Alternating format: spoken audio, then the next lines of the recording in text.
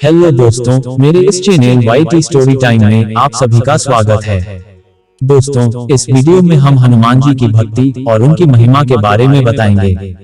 तो दोस्तों, वीडियो शुरू करते हैं। शुभ मुहूर्त में प्रभु श्री राम का राज तिलक किया गया। अयोध्या के राज सिंहासन पर प्रभु श्री राम, सीता जी और उनके पास खड़े लक्ष्मण, भरत और शत्रुघ्न को देखकर सभी अयोध्यावासी और प्रभु के साथ आए अतिथि आनंद और हर्ष से झूम उठे। उन्हें तरह तरह के बहुमूल्य उपहार प्राप्त हुए। ऋषि महर्षियों ने उन्हें आशीर्वाद दिया और नगरवासियों ने उनके लिए मंगल गान किया। पूरी अयोध्या इस अवसर पर भव्य रूप से सजाई गई थी और सभी को राज्य की ओर से उपहार वितरित किए गए थे। अंत में प्रभु ने अपने अत्यंत निकट सभी अतिथियों का सम्मान किया। युवराज अंगद, लंकेश विभीषण, वानरराज सुग्रीव, वृक्षराज जाम्बवत, निषाद राज गुह, नल, नील आदि को विविध बहुमूल्य उपहार प्रदान किए गए। मुनियों और ब्राह्मणों को भरपूर दान दिया और उन्हें प्रत्येक रीति से प्रसन्न किया। उसी समय प्रभु श्री राम ने महारानी सीता के गले में एक बहुमूल्य मुक्ताहार पहनाया। उस समय सीता जी ने देखा कि प्रभु ने सभी को कुछ न कुछ दिया, पर पवन पुत्र हनुमान जी को अभी तक कुछ नहीं दिया।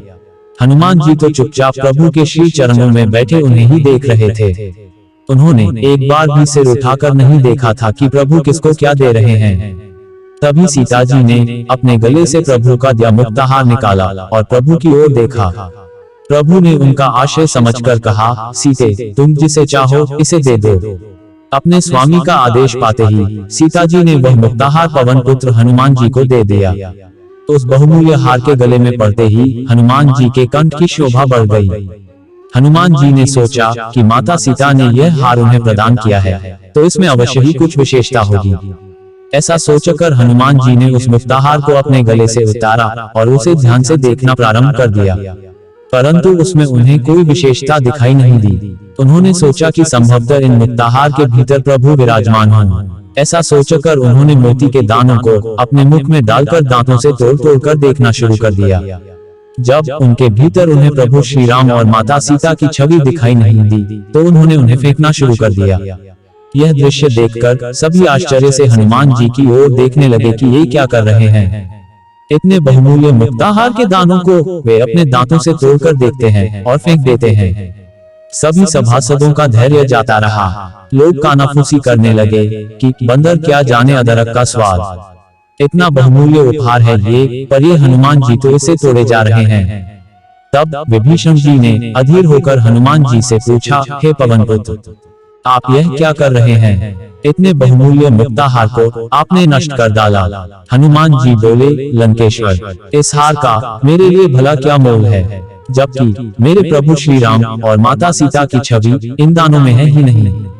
मैं इन दानों को तोड़कर यह देख रहा हूँ कि क्या इनके भीतर इनकी छवि विद्यमान है, पर इनके अंदर भी वह छवि नहीं है, इसलिए मेरे लिए ये व्यर्थ हैं। तभी मैं इन्हें फेंक रहा हूँ। हनुमान की बात सुनकर विभीषण क्षुब्ध हो उठे और बोले, अगर इन अमूल्य मोतियों में प्रभु की झांकी नहीं है, तो क्या आपके हृदय में है?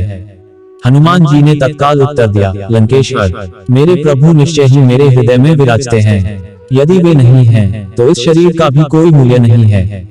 मैं इसे तत्काल नष्ट कर दूंगा। विभीषण बोले, ऐसी बात है तो फिर हमें प्रभु के दर्शन अपने हृदय में कराओ पवन पुत्र।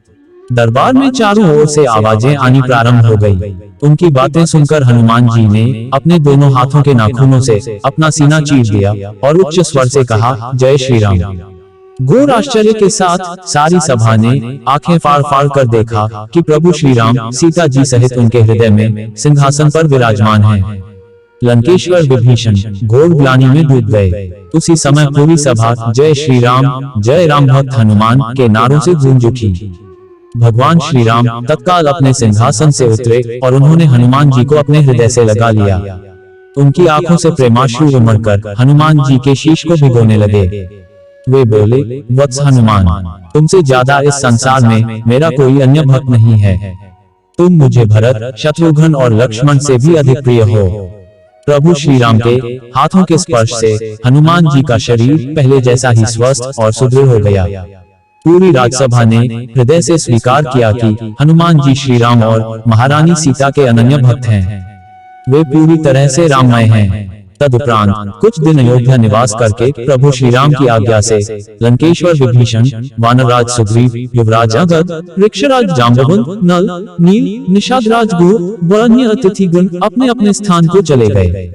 वानरराज सुग्रीव और उनकी महारानियां तथा अन्य वानर लंकेश्वर विभीषण के साथ ही किष्किंधा नगरी के लिए पुष्पक विमान से गए, परंतु हनुमान जी वहां से नहीं गए। उन्होंने श्री राम के चरणों में रहकर ही जीवन व्यतीत करने तथा उनकी सेवा करने का व्रत लिया था। उसे प्रभु श्री राम को स्वीकार करना ही पड़ा। हनुमान जी ने प्रभु श्री राम से प्रार्थना की, स्वामी, इस संसार में जब तक और जहाँ भी आपकी पावन कथा का प्रचार होगा, तब तक और वहाँ वहाँ मैं आपके आदेशों का पालन करते हुए इस पृथ्वी पर रहना चाहता हूँ। हनुमान जी की बात सुनकर प्रभु श्री राम ने मुस्कुराकर उन्हें आशीर्वाद दिया और कहा, तथास्तु, ऐसा ही होगा पवन पुत्र, तुम सदैव इस धरती पर रहोगे और मेरे साथ ही रहोगे। श्री रामचरितमानस में संत तुलसीदास ने एक जगह कहा है, हनुमान सम नहीं बड़भागी, नहीं को रामचरण अनुरागी, गिरिजा जासु प्रीति सेवकाई, बार बार प्रभु निज मुख गाए।